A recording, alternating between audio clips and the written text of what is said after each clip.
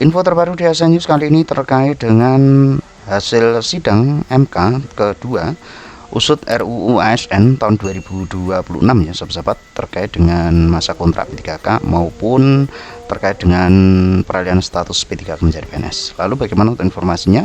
Berikut langsung saja untuk ulasan lengkapnya. Informasi kita kutip langsung dari Mahkamah Konstitusi Republik Indonesia. Pemohon pengujian UU ASN dan tim kuasa hukumnya penjelasan sejumlah perbaikan yang telah dilakukan dalam pemohon kepada Majelis Panel Hakim Konstitusi hari Rabu kemarin tanggal 1 April 2026.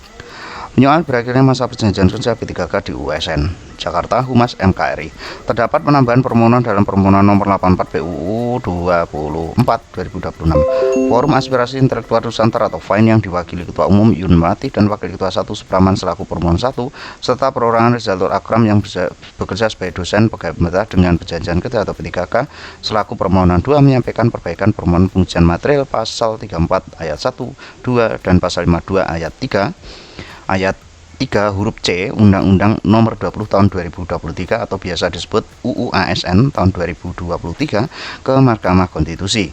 Ada tambahan atau permohonan red perseorangan yang mulia, ujar kuasa hukum pada pemohon Abdul Basit dalam sidang perbaikan permohonan pada Rabu 1 April 2026 di ruang sidang MK Jakarta. Selain itu, kuasa hukum para pemohon lainnya Muhammad Arfan menyoroti frase berakhirnya masa perjanjian kerja yang berpotensi membatasi kepastian hukum apabila dimaknai sebagai pemberhentian hubungan kerja secara otomatis tanpa mekanisme evaluasi kinerja yang objektif dan transparan.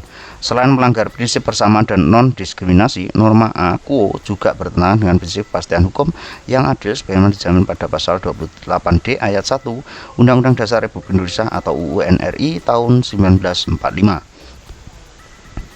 Para pemohon menilai frase berakhirnya masa perjanjian kerja menyebabkan keberlanjutan hubungan kerja P3K sepenuhnya tergantung pada perpanjangan kontrak yang tidak dijamin secara normatif, sehingga masa depan karir P3K tidak dapat diprediksi, tidak terdapat jaminan keberlanjutan pengabdian sebagai aparatur negara, serta menimbulkan ketidakpastian dalam perencanaan kehidupan profesional. Dalam doktrin hukum, Peter Mahmud Marzuki menegaskan bahwa kepastian hukum menyaratkan norma yang jelas, logis, dan dapat memberikan prediktabilitas sebagai subjek hukum yang dalam hal ini tidak terpenuhi oleh norma A quo. Sebelum lanjut, UU ASN sendiri menganut prinsip sistem merit yang menekankan pengelolaan aparatur negara berdasarkan kualifikasi, kompetensi, dan kinerja. Namun demikian, norma A quo justru mendapatkan P3K dalam hubungan kerja yang tidak pasti, sehingga bertentangan dengan prinsip merit tersebut dan menimbulkan inkonsistensi internal dalam Undang-Undang ASN. Dengan demikian, norma A quo perlu dimaknai sebagai pengaturan tetap membuka kemungkinan keberlanjutan hubungan kerja P3K berdasarkan evaluasi kinerja dan kebutuhan organisasi, sehingga tidak menimbulkan ketidakpastian hukum. Akibatnya, berlakunya norma A quo, para pemohon mengalami kerugian konstitusional berupa tidak ada jaminan keberlanjutan hubungan kerja sebagai aparatur negara, hilangnya kepastian dalam perencanaan karir dan penghidupan yang layak, serta perlakuan yang tidak setara dibanding PNS dalam hubungan kerja publik. Kerugian tersebut bersifat spesifik dan setidaknya potensial menurut penalaran yang wajar, serta memiliki hubungan sebab akibat atau kausal verban dengan perlakuan norma A quo.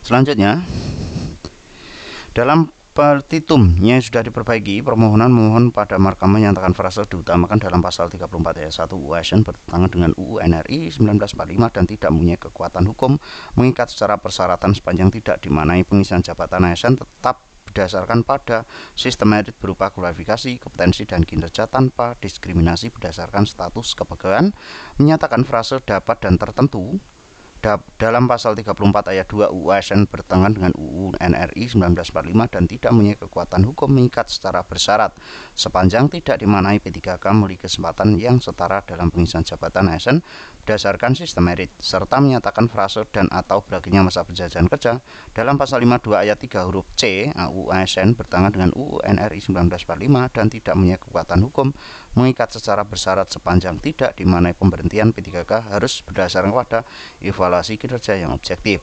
Selengkapnya, pasal 34 UU ASN berbunyi, jabatan manajerial sebagai dimaksud dalam pasal 14 dan jabatan non manajerial sebagai dimaksud dalam pasal 18 diutamakan diisi dari PNS. 2.